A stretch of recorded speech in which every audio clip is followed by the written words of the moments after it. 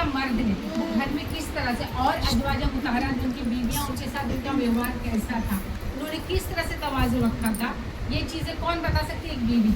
اور وہ ایک بھی بیوی ان کی 11 ازواج مطہرات کی، لیکن ایک بھی بیوی نے کبھی ان کی شکایت نہیں کی. انہیں کبھی کوئی چیز نہیں بتایا کہ ہمارے ساتھ انہیں زیادتی کی، کسی کو اس طرح سے چھوا بھی نہیں. تو وہ ہماری سیرت. تو آج مرد جو اس طرح سے کہتے ہیں کہ 4 شادی جائز ہے، تو 4 شادی جائز ہے تو حضور کی سیرت بھی اپنانا جائز ہے. تو ان کی پہلے سیرت اپنانا.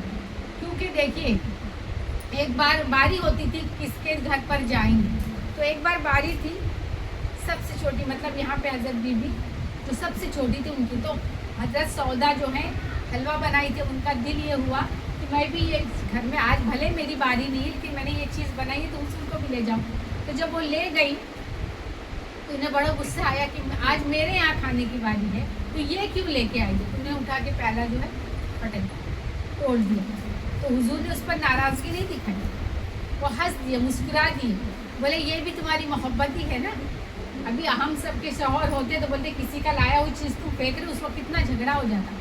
اور اپنے ہاتھوں سے انہوں نے پیالے کو جو بھی ٹوٹا ہوا پیالہ مٹی کے تو جمع کیا، مسکرا کے کہا ہاں یہ بھی تو تمہاری محبت ہے. اور شوہر کس طرح سے کرتے، ایک نمک بھی نہ ہو، اگر کوئی چیز کی کمی ہو تو عورت کے ساتھ کیا سلوک کرتے ہیں. تو یہ شوہروں کو بھی سیکھنا ہے کہ حضور کی سیرت کیا تھی. کبھی گالی گلوچ نہ ماں باپ کے، یہاں تک کہ حضرت بی بی خدیجہ کے انتقال کے بعد ان کی سہیلیوں کو تحفے بھیجتے تھے، ان کی سہیلیوں کو دعوت دیتے تھے. کیا کہا گیا کہ اگر ہمارے کوئی عزیز انتقال فرما گئے تو اگر ہمیں انہیں اصالِ ثواب پہنچانا ہے تو ہم ان سے، وہ جس سے محبت کرتے تھے ہم ان سے محبت کریں، ہم ان کے ساتھ صلہ رحمی کریں. تو یہ چیزیں حضور کی سیرت میں آتی تھی. اب ایک بڑھیا تھی، جب اس نے سنا کہ کوئی محمد نام کا جادوگر ہے، مطلب معاذ اللہ یہ باتیں پھیلائی گئی تھی کہ محمد نام کا جادوگر ہے، جو اس سے بات کرتا ہے، جو اس سے ملتا ہے اس کا دین اپنا لیتا ہے. اس وقت کا وقت تو اس کا دین اپنا لیتا ہے. اس نے جلدی اپنا سامان جمع کیا. پہلے کے زمانے میں کسی کے پاس سامان ہی کیا ہوتا تھا، ایک گٹھری باندھی، گٹھری باندھنے کے بعد وہ وہاں سے نکل چلی، بولی یہاں سے اب بھاگ چلی، کیونکہ وہ مجھے بھی میرے دین سے پھرا دے گا. سب پہلے بت پرستی ہوتی تھی، آگ کی اس کی پوجا ہوتی تھی. تو جب یہ بھاگنے لگی تو اتفاق سے اسی وقت حضور بھی اس گلی سے گزر گئے. گلیاں تو معطر ہو ہی جاتی تھی جہاں سے گزرتے تھے ماشاء اللہ. تو کہا کہ آپ کہاں جا رہی ہیں، اور اس طرح سے بوجھا آپ نے اٹھایا، لائیے میں آپ کا بوجھا اٹھا لیتی ہوں، میں آپ کا بوجھا اٹھا لیتا ہوں. اور حضور نے ان کا بوجھا لے کے، آپ کہاں جاتی، بولتی یہ شہر سے بہت جلدی نکل جانا چاہتی ہوں، بھاگ جانا. تو انہوں نے اس کو سرحد تک وہاں پر لے کے گئے.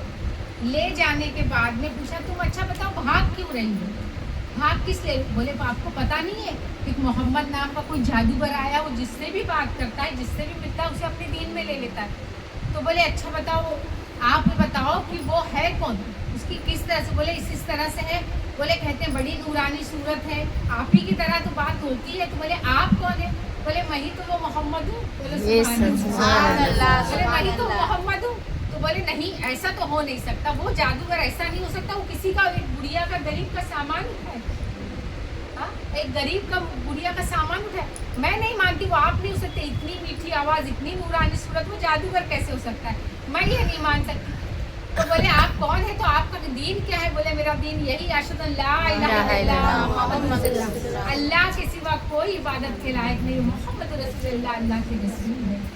بن کے مجور اٹھولن گٹری، گھر تک دہن پہنچائے، رب کے متوا ڈھومے گٹری، ایسن کیسے سکے.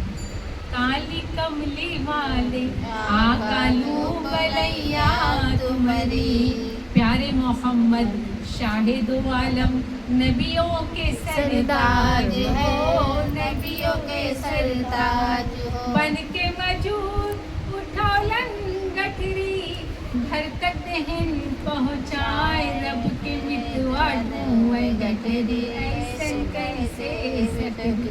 تو یہ ہمارے